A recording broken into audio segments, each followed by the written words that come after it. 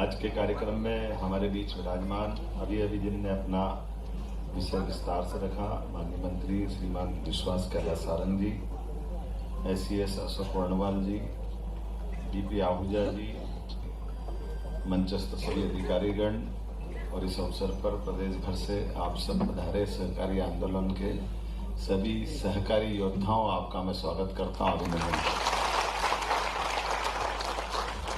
ये तो परमात्मा की दया से वर्षों से सहकारिता से जुड़ा भी रहा लेकिन दूर भी रहा। अच्छे खासे आदमी की 12 बजाना तो सहकारिता समिति में भेज करके उस पर जांच बिठा दो। भगवान जाने कैसे बाहर आएगा, वो ही जाने, और तो परमात्मा जाने, उसके अलावा तो कोई नहीं जाता।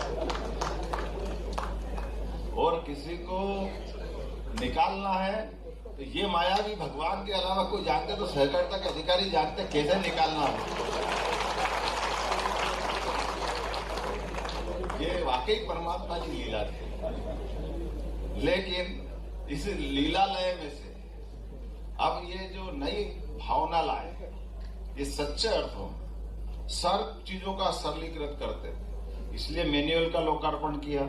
मैं बधाई देना चाहूंगा, जोरदार अभिनंदन करो। इस बुक को पढ़ोगे सारी बातें मिल जाएगी। अदरवाइज तो आधे तो छिपा के रखते, कौन कौन से परिपत्र निकल कर पता ही नहीं चलेंगे। जब आप फंसोगे तो निकल के आएगा कि हाँ ये रह गया था। मैं भी उस चीज का भुगत भोगी, मेरा अनुभव सुनाता हूँ। मैं अपने 90 बाणों के बाद थोड़ा सा एक किस्सा सुनाता हूँ। 90 बाणों की बात होगी। उज्जैन में मुझे लगा कि एक सहकारी समिति बनाना चाहिए और सहकारी समिति बना करके लोगों को मकान देना चाहिए, और मकान सस्ते बना दो तो सब ले लेंगे, उसमें क्या गलत है। अब हमने अपने स्तर पे सारी पंचायती करने के बाद वो प्रस्ताव बना, उनके कंप्लीट करके लेकर के आए। उस समय वल्लभ भवन में वो प्रस्ताव पहुंचा और पहले तो नीचे से ही बोलते रहे लोग कि भाई ये आपकी हाउसिंग सोसाइटी रजिस्ट्रेशन बंद है। सोसाइटी रजिस्ट्रेशन क्यों बंद है भाई? सोसाइटी अगर हाउसिंग बन रही है तो सोसाइटी को लेनी ये बंद है। हमने कहा ठीक है चलो बंद है तो देखते हैं, चल तुम तो बढ़ाओ। बढ़ाते मेरे को रोज वो 2 कागज नए पकड़ा देते, मैं जमा करता, फिर वापस जमा कर देता, फिर रोज नए कागज पकड़ा देते। फिर 1 दिन हो जाए, 2 दिन हो जाए, मैं 8-15 दिन करते मैं भी जीत करके उनके सारे कागज की पूर्ति करके दे दो। धीरे धीरे नीचे वाला परेशान हो जाता, फिर वो ऊपर भेज देता, फिर वो ऊपर वाला चालू करता, फिर 1-2 कागज इसमें कम बताता, फिर रातों रात मेहनत करके फिर उसको पकड़ा देता, फिर उसके बाद वापस के देता कि नहीं इसमें 2 कागज फिर कम है। मैं कहता तुम देख लो भैया अच्छे से इसमें क्या बचा है। वो कहता हाँ नहीं देख लिया, आप ये दे दो, इसके बाद कुछ नहीं रहेगा। और करते रहो, जीवन में यही चलता रहेगा। मेरे तो समझ में ही नहीं, मेरे को थोड़ा गुस्सा आया उस समय। थोड़ा मैं अपने कॉलेज जीवन से चुनाव जीत जाके आया था, लंबे समय तक राजनीतिक क्षेत्र में स्टूडेंट पॉलिटिक्स में था। तो मैंने कहा मैं जरा देखता हूँ कौन क्या करेगा अब इस पे। और संयोग से मैं फिर आसमानी शालिग्राम जी के पास गया, उन्होंने मेरी बात फिर सुनी हो चुकी। वो खुद भी एक बार मेरे साथ बैठकर सारी पूर्ति कराने की उनकी घटना उनको मालूम थी। संयोग ऐसा था कि उन्होंने लक्ष्मीकांत शर्मा जी को कहा कि आप कहाँ हो? तो उन्होंने कहा मैं मंत्रालय। बोले मैं आ रहा हूँ। मेरे को स्कूटर पर बिठा के ले गए, वो खुद गए उनके ऑफिस में और उन्होंने कड़क करके बात करी कि ये क्या नाटक है भाई, तुम्हारे यहाँ कैसे विभाग चलता है और फिर क्या कैसी स्थिति है। आपसे खुद से मिल के गए थे, ये इतनी बार कागज दे दिए 150 बार, और इसके बाद फिर कागज बाकी। आपने कहा था कुछ नहीं होगा, ऐसे कैसे होगा? मैं भी जानता हूँ ये क्या होगा। ये जब बात पूरी हुई, लक्ष्मीकांत जी ने अपने वहां से टेलीफोन पे किसी को आदेश दिया, मालूम पड़ा शाम तक पंजीयन का रजिस्ट्रेशन आ गया मेरे पास। तो मेरे समझ में आ कि ये है सहकारिता। अब जो भी है, लेकिन ये मैंने इसलिए सुनाया कि वो अपनी उस तरह की दौर है। आज बदलते दौर में यशस्वी प्रधानमंत्री के नेतृत्व में सब कुछ पारदर्शी। जोरदार तालियां बजाए इस बात के।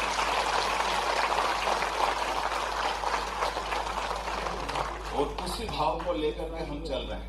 जैसे हमने कहा कि हमारे पास 25 समितियां मत बनाओ, क्योंकि हर एक अपनी अपनी दुकान लेके बैठ गया था। कोई सहकारी समिति आवास संघ के माध्यम हाउसिंग सोसाइटी उसी को करेंगे, कोई क्रेडिट सोसाइटी उनकी करेंगे, कोई और किसी और सब्जेक्ट की सोसाइटी बनेगी। अब ये मल्टीपर्पज है, आप सबके लिए जोड़ करके बात करें, सारी पंचायती और सारे अच्छे लोगों ने हाथ खड़े करे पढ़े लिखे। भगवान की दया से आप सब यहाँ भी पढ़े लिखे हैं और मंच में भी सब पढ़े लिखे, इसमें कोई कम नहीं पड़ रहा है। आपके सबके साथ हम सब भी खड़े हैं। इसलिए उस भाव को समझने की जरूरत है जिसमें बहुजन हिताय बहुजन सुखाय की कल्पना की गई, उस भाव के प्रति न्याय करना। इसलिए ये कितनी बड़ी बात है। अगर गुजरात में सहकारिता संघ की ताकत बनी तो दूध में प्रति व्यक्ति को जो बोनस मिलता, और मैं जब अभी चुनाव में गाँव में जो गुजरात में घूमा था, उन्होंने बताया था कि एक एक व्यक्ति को दूध का महीने का हिसाब तो मिले, जो मिले ही पूरे साल में कोई 1 लाख, कोई 1.5 लाख, कोई 2 लाख, कोई 5 लाख बोनस लेता है। एक तरह से उनकी दिवाली अलग प्रकार की बन जाती है, पूरे साल का जो बोनस उनको मिलता है। तो ये गजब हो जाएगा वहां पर। और इस प्रकार से अभी तो दूध की बात कर रहे हैं, या मत्स्य वाली भी लोग बैठे हैं। हमारा बहुत बड़ा पानी का और इसके आधार पर मछली उत्पादन का भी बहुत बड़ा क्षेत्र आ रहा है, तो उसको भी हम जोड़ रहे हैं। और ये जो औद्योगिकरण की बात कर रहे हैं, मैं मंत्री जी को बधाई देना चाहूंगा, विश्वास भाई के लिए भी जोरदार अभिनंदन करो जिनके माध्यम। जब हम औद्योगिकरण की बात कर रहे हैं तो औद्योगिकरण में केवल व्यक्ति ही क्यों आना चाहिए, उसमें भी सहकारी समिति आना चाहिए, उसमें हमारे माध्यम से क्यों काम नहीं होना चाहिए। सभी प्रकार के रोजगार को लेकर के हमारे अपने कोऑपरेटिव डिपार्टमेंट की भी भूमिका होना चाहिए। और मुझे इस बात की प्रसन्नता है, आप सबके माध्यम से निश्चित रूप से नए दौर की नई कहानी लिखी जाएगी। मेरी अपनी ओर से एक बार फिर राज्य भर के पधारे सभी सहकारिता सम्मेलन में सभी माननीय सदस्यों का मैं स्वागत करता हूं, अभिनंदन करता हूं और उम्मीद करता हूं कि ये जो हमने आज अपना मनोभाव व्यक्त किया है, इस मनोभावना के आधार पर निश्चित रूप से सहकारिता का हमारा ये आंदोलन आने वाले 4 साल के बाद एक नए मुकाम तक पहुंचेगा और देश के अंदर सबसे अच्छी सहकारी संघ की छतरी कहीं बनेगी तो हमारे राज्य के अंदर बनेगी, मैं ये उम्मीद करता हूं। मेरी अपनी ओर से आप सबको बधाई, बहुत बहुत धन्यवाद। धन्यवाद आदरणीय सर। हमको माननीय मुख्यमंत्री जी ने आनंद के साथ अपने किस्से सुनाए, पर माननीय मुख्यमंत्री जी मैं आपको एक जानकारी देता हूं। अभी 3 दिन पहले जो विधानसभा में हमने एक्ट में परिवर्तन किया है, उसमें ईज ऑफ डूइंग बिजनेस जो पहले नहीं था, जिसके कारण आपको उज्जैन से भोपाल तक आना पड़ा, उसमें हमने विशेष प्रावधान किया।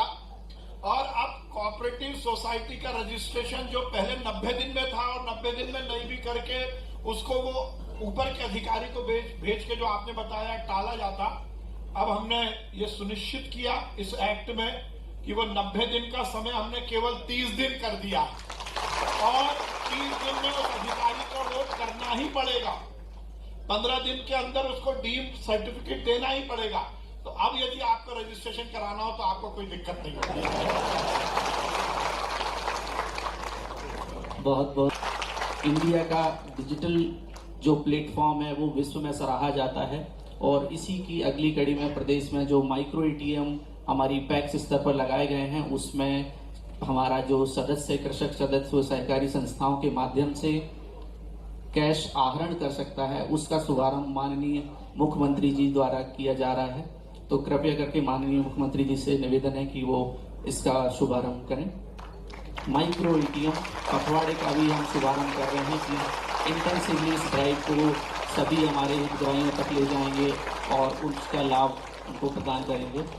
अगली श्रृंखला में जो हमारी उत्कृष्ट कार्य करने वाली 3 प्रेजेंट सेक्टर से हमने सोसाइटीज को चयन किया है। पहली उसमें हमारी जो पैक्स है घुघरिया खेड़ी खरगोन जिले से, उनसे अनुरोध है कि माननीय मुख्यमंत्री जी एवं माननीय सहकारिता मंत्री जी के समक्ष मंच पर आमंत्रित हैं। आपको सम्मानित किया जा रहा है आपके उत्कृष्ट कार्य के लिए, आपके नवाचारों के प्रयासों के लिए, जिसके माध्यम से वो समाज और परिवेश को संरक्षण और विकास की ओर अग्रसर कर रहे हैं। अगली कड़ी में दुग्ध सहकारी संस्था हमारी इंदौर से उत्साह जो आई हुई है, उनके प्रतिनिधि देवेश पटेल जी से अनुरोध है कि वो मंच पर पधारें। आपकी संस्था प्रतिदिन 6000 लीटर का दूध कलेक्शन करती है और वर्ष 1977 से कार्यशील है। तो ये बड़े गर्व की विषय है कि इतना लंबे समय से वो अपने सदस्यों के लिए एक आर्थिक और सामाजिक विकास में सहयोगी है। श्री देवेश पटेल जी को सम्मानित किया जा रहा है माननीय अतिथिगणों द्वारा। अगली कड़ी में हमारी मत्स्य सहकारी संस्था विदिशा से जो आए हुए हैं, सुलूज सोसाइटी से श्री मलखान सिंह जी अध्यक्ष, उनका भी स्वागत है कि वो भी सम्मान ग्रहण करें। आपकी सोसाइटी मुख्यमंत्री मीनाक्षी योजना के अंतर्गत बेटियों की शादी के लिए भी सहायता प्रदान करती है। आप सब